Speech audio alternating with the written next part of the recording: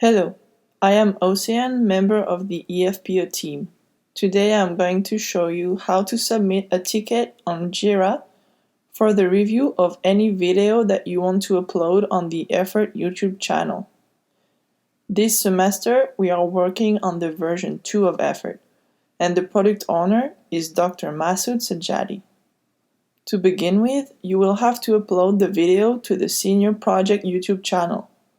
You will find the credentials of this YouTube channel by clicking on the link of the video description.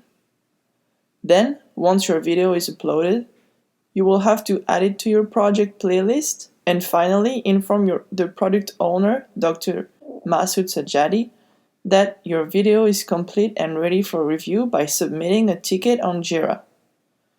To do so, once in Confluence and on the Senior Project support page, select Request for Feedback and click on the corresponding link.